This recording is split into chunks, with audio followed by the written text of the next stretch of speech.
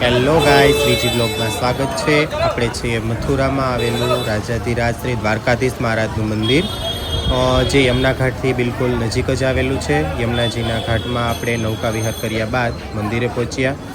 મંદિરે દર્શન કર્યા। દ્વારકાધીશ મંદિરની અંદર પણ મોબાઈલ ફોન અલાઉડ નથી, માટે અંદરનું તમને દર્શન નહીં કરાવી શકું। જોઈ શકો છો બહાર। હવે આપણે પાછા આવી ગયા છીએ યમુનાજીના ઘાટ તરફ। યમુનાજીના ઘાટે અત્યારે મહારાણી માની યમુનાજીની આરતીની ફૂલ તૈયારીઓ જોરશોરથી ચાલી રહી છે, જોઈ શકો છો। હવે આપણે આજે યમુનાજીની આરતીનો લાહવો લેશું। અત્યારે અમુક લોકો છે કે જેઓ નૌકામાં બેસી અને માતાજીની આરતીનો લાભ લઈ રહ્યા છે। આપણે લોકો અહીં સાઈડમાં રેલિંગ પાસે ઊભા છીએ યમુનાજીના ઘાટ ઉપર। જોઈ શકો છો કેટલી બધી ભીડ છે। યમુનાજીની આરતીનો લાભ લેવો એ પણ એક લાહવો છે જીવનમાં। જેવી રીતે ગંગાજીની આરતી થાય છે તેવી જ રીતે યમુનાજીના કાંઠે જે મેઇન ઘાટ છે યમુના ઘાટ, ત્યાં ઘાટ ઉપર જ માતાજીનું મંદિર આવેલું છે યમુનાજીનું, અને યમરાજાનું ભાઈ બહેનનું જે મંદિર આવેલું છે કે જ્યાં ભાઈ બહેન બંને સાથે મળી અને ભાઈ બીજના દિવસે સ્નાન કરે છે આ ઘાટ ઉપર અને દર્શન આરતી કરતા હોઈએ છે। જોઈ શકો છો આરતીની શરૂઆત થઈ ચૂકી છે। પંડિતજીઓ દ્વારા માતાજીની યમુનાજીમાં અત્યારે પુષ્પ અને દૂધની ધારા આપવામાં આવી રહી છે, અને બધા લોકો બહુ જ એકદમ આતુરતાથી આરતીની રાહ જોઈ રહ્યા છે। આપણે પણ આરતી થઈ જશે ત્યાર પછી યમુનાપાન કરીશું, અને આપણે પણ આરતીમાં ભાગ લીધેલો છે। જોઈ શકો છો આરતીની શરૂઆત થવા જઈ રહી છે। પંડિતજીઓ દ્વારા મા યમુનાજીની પૂજા વિધિ પ્રારંભ થઈ ચૂકી છે, અને હવે માતાજીની આરતી પણ શરૂ થવા જઈ રહી છે। આપ જોઈ શકો છો ઘણું બધું પબ્લિક છે અહીં હાજરમાં। અત્યારે બધા લોકો માતાજીની આરતીનો લાભ લઈ રહ્યા છે।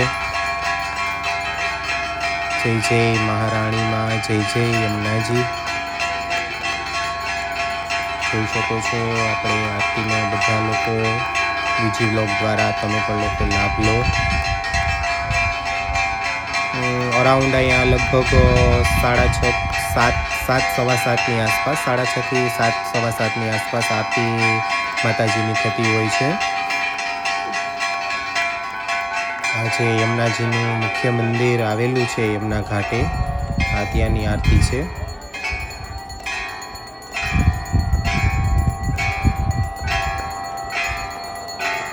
જોઈ શકો છો મહારાણી માની આરતી અત્યારે ચાલુ થઈ ગઈ છે। બધા લોકો અત્યારે આરતીનો લાભ લઈ રહ્યા છે, અને બધા લોકો ત્યાંથી આરતી જોઈ શકે છે ઘાટ ઉપર ઊભા રહીને, અને તમે પણ ઘાટ ઉપર ઊભા રહીને આરતી જોઈ શકો છો। તમારા પરિવારને પણ મોબાઈલની મદદથી આરતીના દર્શન કરાવી શકો છો।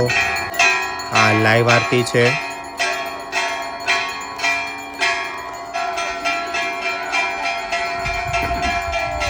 આરતી લગભગ 15 થી 20 મિનિટ ઉપર ચાલે છે અહીં, એટલે 15 થી 20 મિનિટ માટે તો આપણે લોકો અહીંયા ઘાટ ઉપર જ ઊભા રહી અને માં યમુનાજીની આરતીનો લાભ લેવાનો હોય છે। યમુનાજીની આરતી બસ પૂરી થવાને આવે છે। માતાજીની આરતી પૂરી થયા બાદ અમે લોકો પણ હવે ત્યાં જલપાન કરીશું માતાજીના। યમુનાજીના જે પાન કરવાનો વિશેષ લાભ મહત્તમ હોય છે તે મેં અને મારા પત્ની બંને અમે યમુનાજીને પહેલાં અર્ઘ્ય અર્પણ કર્યું। અમે યમુના પાન પણ કરી લીધું।